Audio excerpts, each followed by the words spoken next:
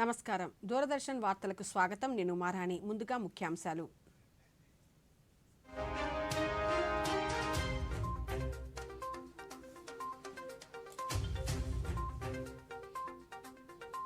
మహాత్మా గాంధీ వర్ధంతి సందర్భంగా ఆ మహనీయునికి యావత్ జాతి ఘన నివాళులు. రాజ్ఘాట్ వద్ద సర్వమత ప్రార్థనలో పాల్గొన్న రాష్ట్రపతి, ఉపరాష్ట్రపతి, ప్రధానమంత్రి. మహాత్మా గాంధీకి ఘనంగా నివాళులర్పించిన రాష్ట్ర ముఖ్యమంత్రి వైఎస్ జగన్మోహన్ రెడ్డి. గాంధీజీ కలలుగన్న గ్రామ స్వరాజ్యాన్ని గ్రామ సచివాలయ వ్యవస్థతో సాకారం చేశామని వెల్లడి. రేపటి నుండి పార్లమెంట్ బడ్జెట్ సమావేశాలు. ఉభయ సభలను ఉద్దేశించి ప్రసంగించనున్న రాష్ట్రపతి ద్రౌపది ముర్ము. రాష్ట్ర వ్యాప్తంగా కొనసాగుతున్న వికసిత్ భారత్ సంకల్ప యాత్ర. వ్యవసాయ గ్రామీణాభివృద్ధి బ్యాంకుల కంప్యూటరీకరణ పథకాన్ని ప్రారంభించిన కేంద్ర హోంమంత్రి అమిత్ షా. ఇక వివరాలు. మహాత్మా గాంధీ వర్ధంతి సందర్భంగా ఈ సాయంత్రం రాజ్ఘాట్లోని మహాత్మునికి రాష్ట్రపతి ద్రౌపది ముర్ము, ఉపరాష్ట్రపతి జగదీప్ ధన్కడ్, ప్రధానమంత్రి నరేంద్ర మోదీ ఘనంగా నివాళులర్పించారు. మహాత్ముని సమాధి వద్ద పూలమాలలు వేసి నివాళులర్పించారు. ఆ ప్రాంతంలో సర్వధర్మ ప్రార్థన సభ నిర్వహించి 2 నిమిషాల పాటు మౌనం పాటించారు. ఈ కార్యక్రమంలో కేంద్ర రక్షణ శాఖ మంత్రి రాజ్నాథ్ సింగ్, రక్షణ శాఖ సహాయ మంత్రి Ajay Bhat, army chief general Manoj Pande, navy chief admiral R Harikumar పాల్గొన్నారు.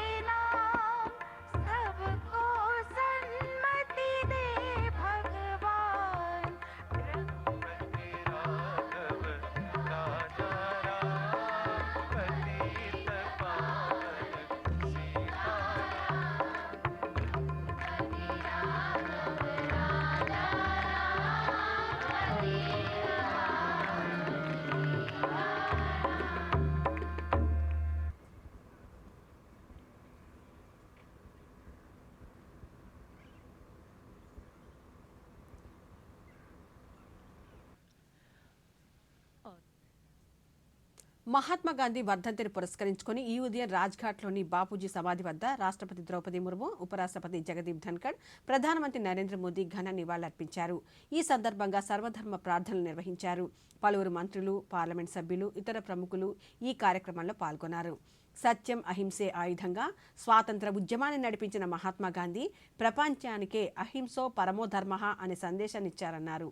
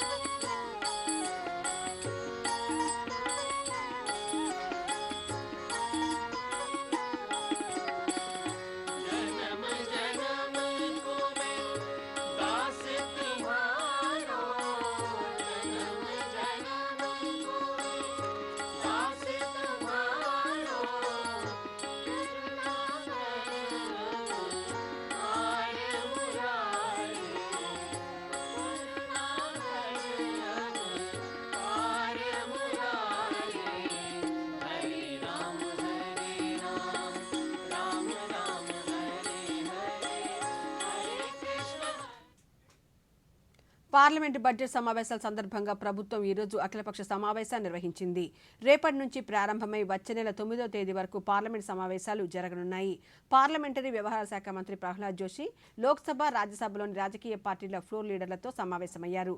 పార్లమెంటు లైబ్రరీ హాల్లో సమావేశం నిర్వహించారు. రేపు రాష్ట్రపతి ద్రౌపది ముర్ము ప్రసంగంతో పార్లమెంటు సమావేశాలు ప్రారంభం కానున్నాయి. ఫిబ్రవరి 1వ తేదీన కేంద్ర ఆర్థిక మంత్రి నిర్మలా సీతారామన్ మధ్యంతర బడ్జెట్ను ప్రవేశపెడతారు. ఈ సందర్భంగా పార్లమెంటరీ వ్యవహారాల శాఖ మంత్రి ప్రహ్లాద్ జోషి మీడియాతో మాట్లాడుతూ సమావేశాల్లో అన్ని అంశాలపై చర్చకు ప్రభుత్వం సిద్ధంగా ఉందన్నారు. ఉభయ సభల్లో సమావేశాలు సజావుగా సాగేందుకు ప్రతిపక్ష పార్టీలు ప్రభుత్వానికి సహకరించాలని కోరారు. वो 2 तारीख से ही शुरू होगा। वो भी हमने माननीय स्पीकर और चेयरमैन से बातचीत करके सभी अपोजिशन को निवेदन किया है। फ्राइडे से ही इस चर्चा का हम शुरू करेंगे और उसके बाद इंटीरियम बजट होगा, जम्मू एंड कश्मीर का बजट होगा और इमरजेंसी कुछ बिल आता है तो वो भी बिल हम ले आने के लिए प्रस्ताव रखा है।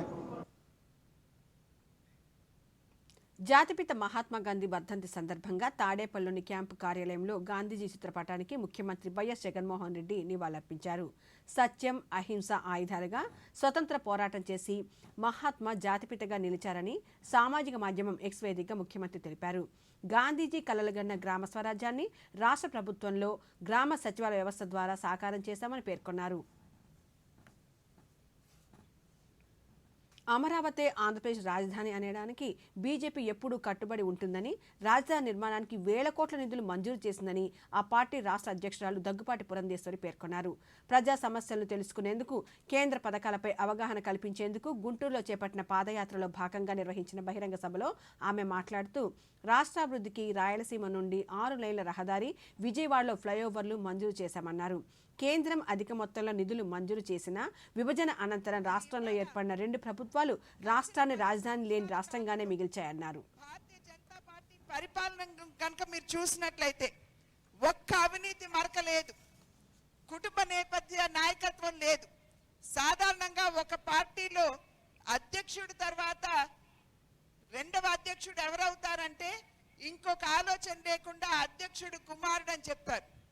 కానీ భారతీయ జనతా పార్టీ నేను మొదట్లో చెప్పినట్లు కార్యకర్తల్ని విశ్వసించినటువంటి పార్టీ కనుక మా జాతీయ అధ్యక్షుల తర్వాత అధ్యక్షుడు ఎవరవుతారంటే అంకిత భావంతో పార్టీకి దేశానికి సేవ చేసిన ఏ కార్యకర్త అయినా సరే అక్కడ అధ్యక్షుడు అయ్యేటువంటి అవకాశం ఒక్క భారతీయ జనతా పార్టీలోనే ఉంది.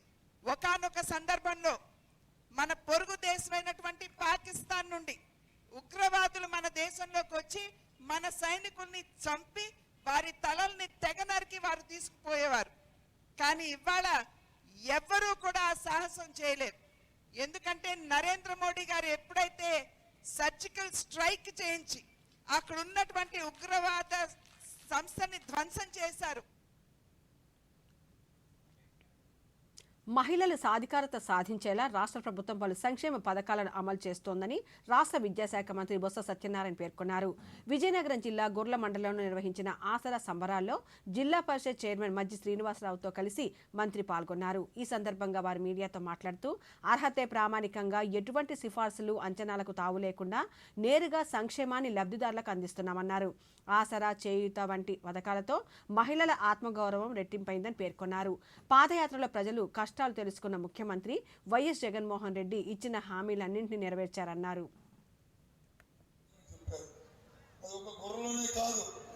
ఈ రాష్ట్రం అంతా చెప్పారు. సుమారు 26,000 కోట్ల రూపాయలు, ఒక్క రూపాయి పాపాయి కాదు, 26,000 కోట్ల రూపాయలు. ఆ ప్రకారం ఆయన 3 దఫాలుగా ఇవాళ చెల్లించారు. ఇంకా 4వ దఫా ఇప్పుడు చెల్లిస్తున్నాం ఈ ఆసరా ప్రోగ్రాం ద్వారా.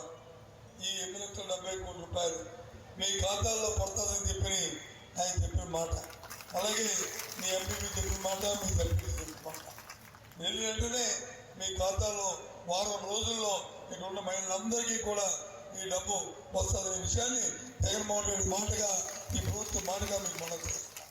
ఇవాళ గౌరవ ముఖ్యమంత్రి గారు ఒక ఆలోచన చేశారు. ఎవరైతే ఏ ఇల్లు అయితే లక్ష్మీ కళ తాండవిస్తుందో ఆ ఇల్లు కానీ లక్ష్మీ కళ తాండవిస్తే ఆ గ్రామం అభివృద్ధి చెందుతుంది, ఆ ప్రాంతం అభివృద్ధి చెందుతుంది. కాబట్టి ఇవాళ మహిళా తల్లులందరూ కూడా, ముఖ్యంగా అక్క చెల్లెళ్ళందరూ కూడా మీరు ఆనందంగా ఉండాలని చెప్పి మంచి ఆలోచనతో ఇవాళ ఏ సంక్షేమ కార్యక్రమం చేసినా, ఇవాళ అమ్మఒడి చేసినా, ఇవాళ వైఎస్ఆర్ ఆసరా కానీ, వైఎస్ఆర్ చేయొక్క కార్యక్రమం కానీ, లేదో ఇల్లు పట్టా ఇచ్చినా, ఏ కార్యక్రమం చేసినా ఇవాళ నేరుగా మీ పేరునే పెట్టి ఇవాళ కార్యక్రమాలు చేస్తున్న ముఖ్యమంత్రి గారు. దానికి కారణం మీరు ఆనందంగా ఉండాలని. మీ చేతిలో డబ్బుంటే, మీ చేతిలో మంచి జరిగితే తప్పకుండా ఆనందం ఉండాలని చెప్పి మహాత్మా గాంధీ వర్ధంతి సందర్భంగా విజయవాడ దూరదర్శన్ కేంద్రంలో మహాత్మునికి నివాళులర్పించారు. దూరదర్శన్ విజయవాడ కేంద్రం deputy director general engineering E Ravikumar, in charge head of programmes Y Arunakumari, ప్రాంతీయ వార్తా విభాగాధిపతి డాక్టర్ జి కొండలరావు, ఇతర సిబ్బంది పాల్గొని 2 నిమిషాల పాటు మౌనం పాటించారు.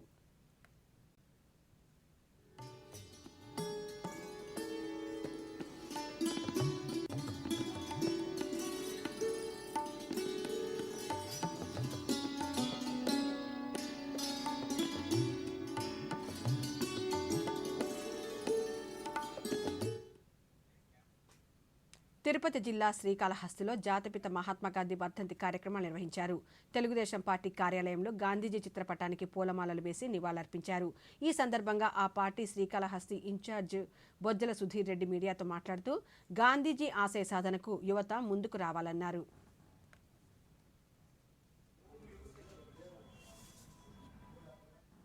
మన జాతిపిత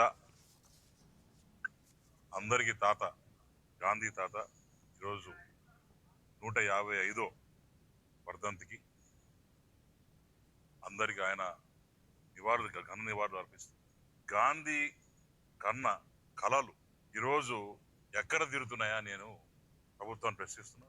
ఏ రోజైతే గాఢమ రాత్రి పూట ఒంటరిగా తిరుగుతుందో ఆ రోజే మనకు స్వతంత్రం వచ్చినట్టు. కానీ ఈ ప్రభుత్వంలో ఆ స్వతంత్రం కూడా లేకుండా నిజంగానే గాంధీ మహాత్ముడు ఈరోజు బతుకుంటే కంపల్సరీగా మళ్ళా సత్యాగ్రహం చేస్తూ ఈ జగన్మోహన్ రెడ్డి ప్రభుత్వం మీద అంత దారుణంగా ఈరోజు వీళ్ళు చేస్తున్నారు.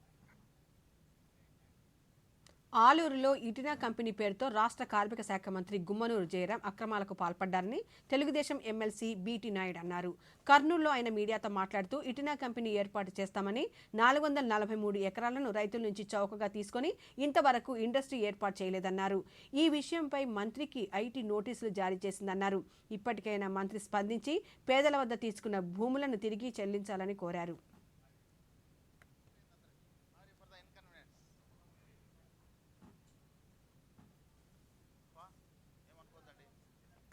ఒకప్పుడు తెలుగుదేశంలో ఉన్నప్పుడు మంచి బాలుడుగా ఉన్నటువంటి జయరాం ఎప్పుడైతే వైసీపీ ఎమ్మెల్యే అయినాడో మంత్రి అయినాడో మీ అందరికీ తెలుసు. ఎలాంటి ఇబ్బంది ఈ సమాజాన్ని కలిగించాడు, సొంత సమాజాన్ని కలిగించాడని ఒకసారి మీరు చూసినట్లయితే 2006లో బెంగళూరు సంబంధించినటువంటి ఇతినా అనే ఒక సంస్థ ప్రైవేట్ లిమిటెడ్ కంపెనీ వెనుకబడి ప్రాంతమైనటువంటి ఆలూరులో దాదాపు 443 ఎకరాల్లో ఇండస్ట్రీస్ పెట్టాలనే ఉద్దేశంతో కేవలం 52,000 రూపాయలతో ఎకరాతో కొనేసి ఇండస్ట్రీ పెడితే ప్రతి ఇంటికి ఉద్యోగం ఇస్తామని ఆ రోజు హామీ ఇవ్వడం, పేదలైనటువంటి బడుగు బలిగిన వర్గాలైనటువంటి ఎస్సీ ఎస్టీ బీసీ మైనారిటీ ఓసీలో బీసీలైనటువంటి ముఖ్యంగా వాల్మీకి సోదరులు, వాల్మీకులు నేను ఎందుకంటున్నానంటే జయరాం గారు వాల్మీకి సామాజిక వర్గానికి సంబంధించిన వ్యక్తి కాబట్టి ఇటినా కంపెనీ అనేది ఇంటికి ఒక ఉద్యోగం ఇస్తామని చెప్పింది. ఇండస్ట్రీ పెడితే ఆ ఇండస్ట్రీలో డైరెక్టర్ ఇండైరెక్టర్ లక్షలాది మందికి ఉపాధి కలిగిస్తామని మాటలు చెప్తే అక్కడ ఉన్నటువంటి అమాయకులైనటువంటి ప్రజలు ఇటినా సంస్థకు 443 ఎకరాలు 2006లో దారదత్తం చేశారు. మరి ఈ క్షణం వరకు అక్కడ ఇండస్ట్రీ కాదు కదా, కనీసం భూమి పూజ కూడా జరగలేదు. జాతిపిత మహాత్మాగాంధీ 76వ వర్ధంతి కార్యక్రమాలను విజయనగరం టీడీపీ కార్యాలయంలో నిర్వహించారు. ఈ సందర్భంగా ఆ పార్టీ పొలిట్ బ్యూరో సభ్యులు అశోక్ గజపతిరాజు మాట్లాడుతూ అహింస శాంతి నినాదాలతో యావత్ భారతాన్ని గాంధీ ప్రభావితం చేశారన్నారు. ఆయన వ్యక్తిత్వం, ఉద్యమ కార్యాచరణ ప్రతి భారతీయుడికి స్ఫూర్తిదాయకమన్నారు.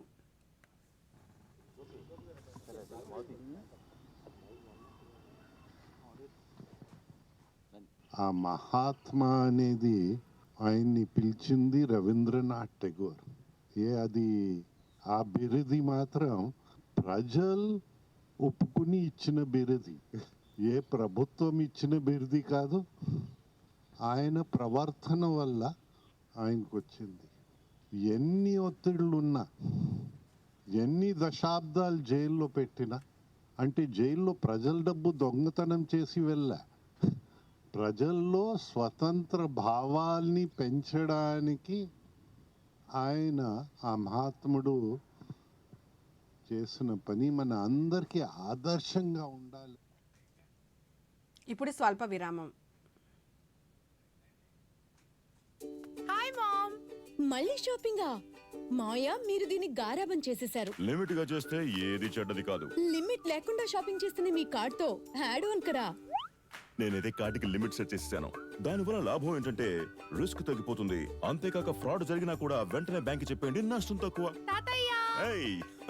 నెక్స్ట్ టైం ఈ pink dress. You are the limit. Limit మాత్రం సెట్టే. ఆర్బీఐ అంటుంది, విషయాలు తెలుసుకోండి, జాగరూకంగా ఉండండి. తిరిగి వార్తల్లోకి స్వాగతం. రాష్ట్రంలో అధికారం కోసం తెలుగుదేశం పార్టీ అధినేత నారా చంద్రబాబు నాయుడు సాధ్యం కాని హామీలను ప్రకటిస్తున్నారని, గతంలో 600 హామీలు ఇచ్చిన చంద్రబాబు నాయుడు 6 హామీలు కూడా అమలు చేయలేదని రాష్ట్ర బీసీ సంక్షేమ శాఖ మంత్రి చెల్లుబోయిన శ్రీనివాస వేణుగోపాలకృష్ణ అన్నారు. తూర్పుగోదావరి జిల్లా రాజమహేంద్రవరంలో ఆయన మీడియాతో మాట్లాడుతూ 14 ఏళ్ల చంద్రబాబు పాలన అసత్యం, అబద్ధం, మోసంతో నడిచాయని విమర్శించారు. ఇక్కడ కరెక్ట్ పాయింట్కి వచ్చావు. ఆ చంద్రబాబుకి ఇంకొక 6 తలలు. తాను నమ్మింది ఒక రామోజీరావు గారిని, ఒక రాధాకృష్ణ గారిని, ఒక బిఆర్ నాయుడు గారిని, ఒక పవన్ కళ్యాణ్ గారిని తన కొడుకుని చేయాలని అనుకున్నాడు. ప్రజలను నమ్మలా, ఎందుకంటే ప్రజలను మోసగించాడు. తెలిసిపోయింది. తెలుగుదేశం పిలుస్తుంది, రా కదలిరా అన్నాడు. ఇక్కడ ఎవరికి సీట్ ఇస్తాడో తెలియదు, ఎవరికి ఓటు వేయమని చెప్తాడో తెలియదంటే ఎప్పుడైనా తను చెప్పింది చేసి ఉంటే ప్రజలకు తను చెప్పే దాని మీద ఒక నమ్మకం ఉంటుంది. ఈ రాష్ట్రంలో పేద ప్రజలకు ఇంతకాలానికి దొరికిన ఒక నిజం, ఇంతకాలానికి పాలకుడంటే నిజమని, ఆ నిజం ఎలా ఉంటుందంటే జగన్లా ఉంటుందని ప్రజలు ఒక విశ్వాసాన్ని ఏర్పాటు చేసుకుంటే, ప్రజలు ఒక విశ్వాసం కలిగి ఉంటే, ఆ నిజాన్ని నిందలు వేయటం ద్వారా, ఆ నిజంపై నిందలు వేయటం ద్వారా ప్రజల దృష్టిని ఆకర్షించాలని తాను చేసిన ప్రయత్నం.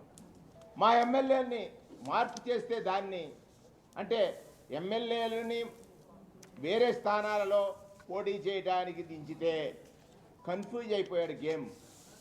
తాను అనుకున్నట్టుగా జరగట్లేదు అనేటువంటిది అర్థమయ్యి చంద్రబాబు నాయుడు పలు విమర్శలు చేశాడు. ఆ విమర్శలు ప్రజలే తిప్పుకొడతారు, దాంట్లో ఏమాత్రం డౌట్ లేదు. విశాఖ ప్రభుత్వ ఆసుపత్రిని రాజ్యసభ సభ్యులు జీవీఎల్ నరసింహారావు సందర్శించారు. రోగులకు అందుతున్న వైద్య సేవలను అడిగి తెలుసుకున్నారు. హరే కృష్ణ మొమెంటో వారు ఉచితంగా అందిస్తున్న భోజనాన్ని పరిశీలించారు. అనంతరం ఆయన మీడియాతో మాట్లాడుతూ హరే కృష్ణ మూవ్మెంట్ వారి సేవా నిరతి ఎనలేనిదని పేర్కొన్నారు. దూర ప్రాంతాల నుంచి వైద్యం కోసం వచ్చే వారికి ఉచిత భోజనాన్ని అందిస్తున్న సంస్థను కొనియాడారు.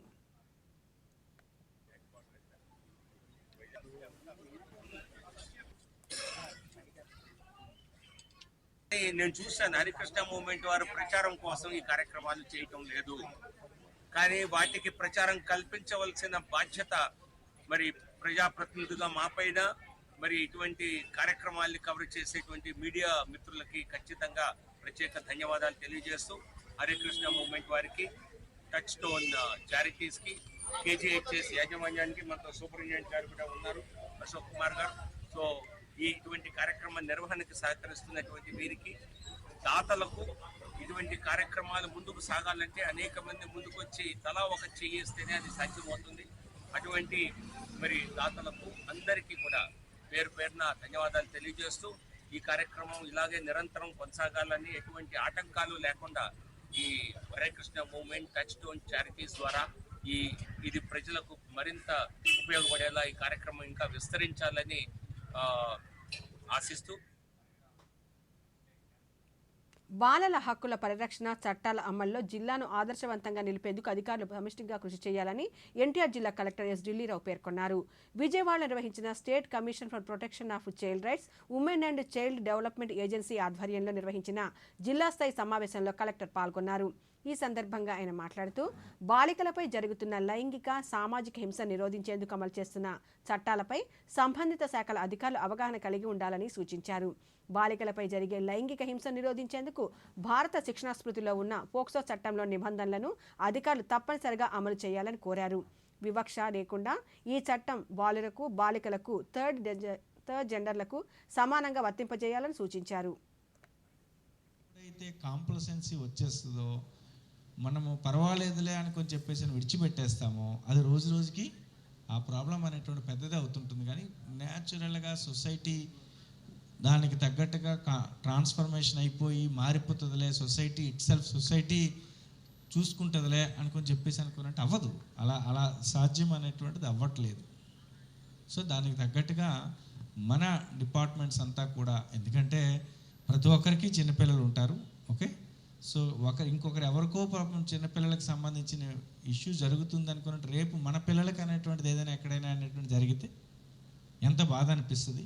అందరం కూడా సెన్సిటివ్గా ఫీల్ అయ్యి దీనికి తగ్గ చైల్డ్ రైట్స్ ఏవైతే ఉన్నాయి, పీనల్ సెక్షన్స్ ఏమున్నాయి, అది 2012 యాక్ట్ అవ్వచ్చు, లేకపోతే అది 2015 యాక్ట్ అవ్వచ్చు, వాట్ ఎవర్ ద యాక్ట్ ఏవైతే ఉన్నాయో ఐపీసీ సెక్షన్స్ అవ్వచ్చు, ఇంకొక సెక్షన్స్ అవ్వచ్చు. ఎఫ్ఐఆర్ అంటే కేవలం ఇప్పుడు ఐపీసీనే కాదు, చాలా పీనల్ సెక్షన్స్ అనేటువంటి ఉంటాయి. పోక్సో యాక్టే కాదు, చాలా పీనల్ సెక్షన్స్ అనేటువంటి ఉంటాయి. ఐటీపీ యాక్ట్ అనేటువంటిది ఉండొచ్చు. డిఫరెంట్ యాక్ట్స్ ఉన్నాయి. డిఫరెంట్ యాక్ట్స్లో డిఫరెంట్ పీనల్ సెక్షన్స్ అనేటువంటి ఉంటాయి.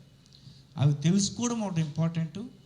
అది దాని ద్వారా మనం కంట్రోల్ చేయొచ్చు అనుకొని చెప్పేసి అనేది ఒకటి చాలా చాలా ఇంపార్టెంట్. తిరుపతి జిల్లా వెంకటగిరిలో వికసిత్ భారత్ సంకల్ప యాత్ర కార్యక్రమం నిర్వహించారు. అధికారులు యాత్రలో పాల్గొని కేంద్ర పథకాలను ప్రజలకు వివరించారు. కొత్తగా మంజూరైన ఆయుష్మాన్ భారత్ హెల్త్ కార్డులను లబ్ధిదారులకు అందించారు. ఉజ్వల యోజన లబ్ధిదారులకు ఉచిత గ్యాస్ కనెక్షన్లను అందించారు. కేంద్రం అందిస్తున్న పథకాలతో చిరు వ్యాపారాలు ప్రారంభించి ఆర్థికంగా అభివృద్ధి సాధిస్తున్నామని లబ్ధిదారులు దూరదర్శన్కి తెలిపారు.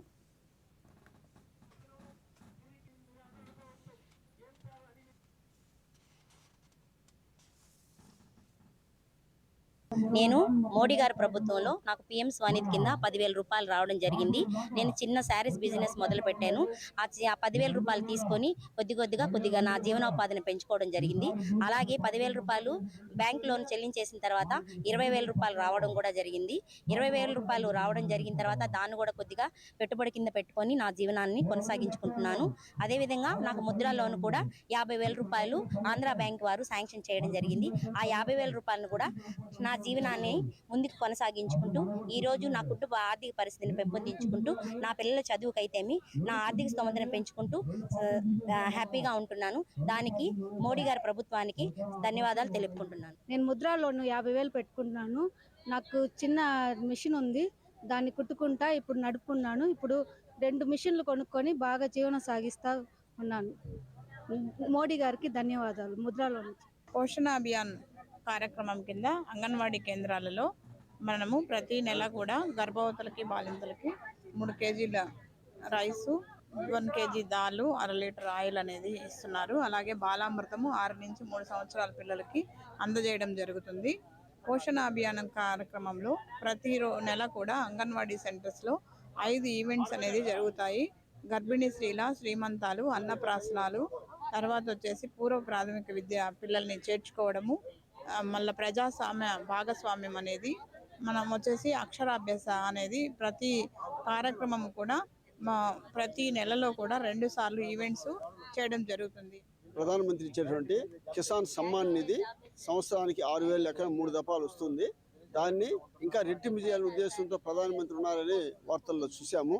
అది ఇంకా రెట్టింపు చేస్తే ఇంకా ఉపయోగకరం ఉంటుంది. ఇప్పుడు కూడా మాకు కరెక్ట్గా వచ్చేది ఈ ప్రధానమంత్రి సమ్మాన్.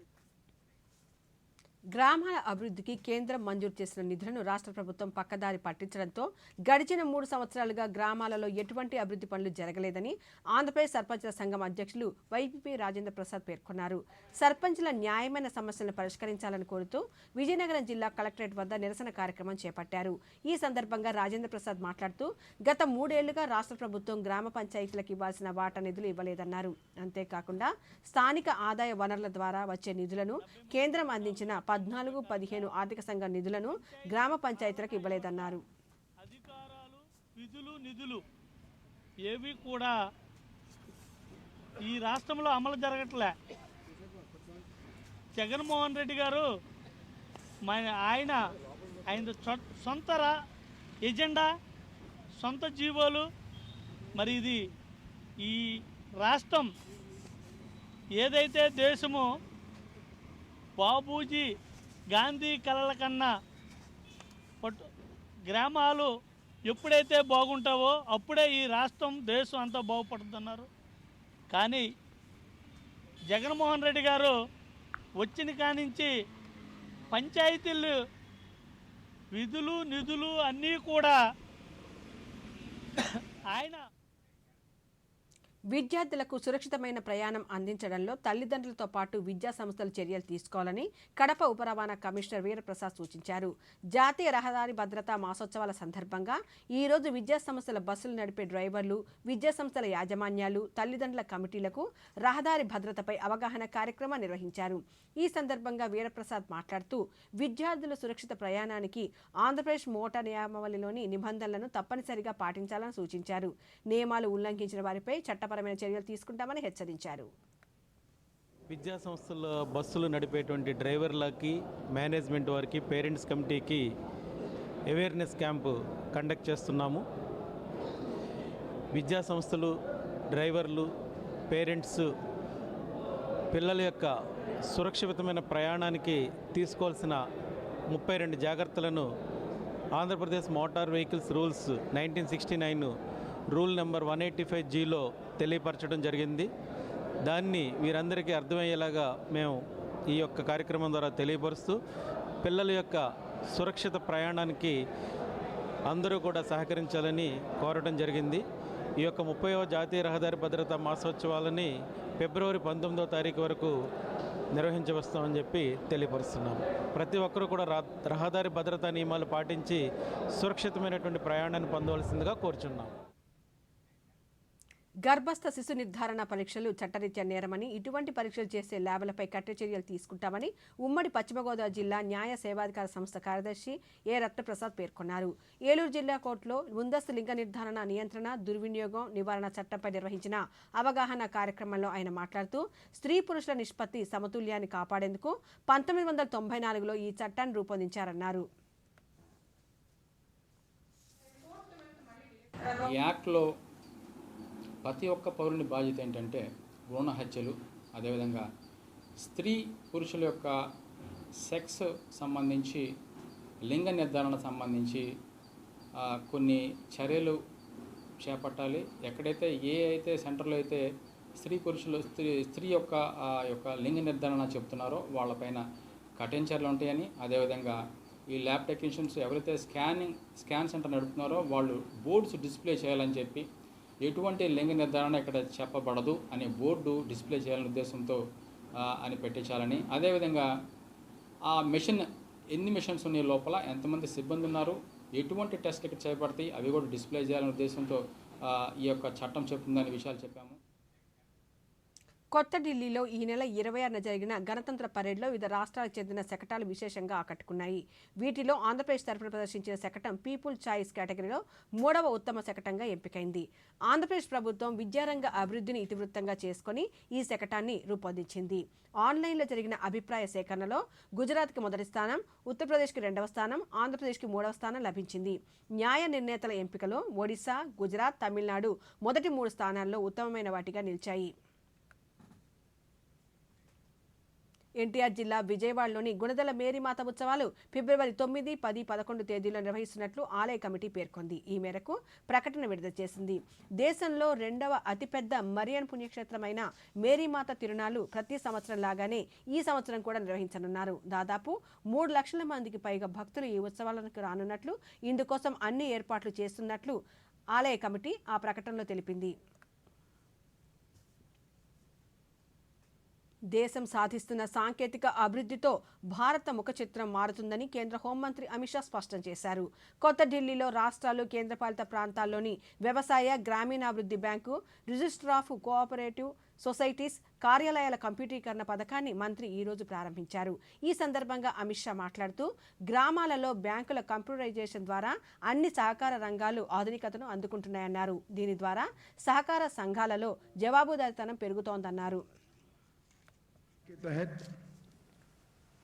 हम देश के कोने कोने तक पहुंच रहे हैं और अब सहकारिता भी डिजिटल माध्यम से गांव तक पहुंचने की शुरुआत हो चुकी है. सारे आरसीएस का और सारी ग्रामीण बैंकों का, खेती बैंकों का कंप्यूटराइजेशन होने से पैक्स से लेकर हर प्रकार की पैक्स, प्राइमरी डेयरी, खेती बैंक और पूरी कोऑपरेटिव व्यवस्था through district cooperative bank to state cooperative bank NABARD तक आज कंप्यूटराइज होकर पूरे प्रकार से आधुनिक करने का काम नरेंद्र मोदी जी ने किया है। ఈ వార్తలు ఇంతటితో సమాప్తం. నమస్కారం.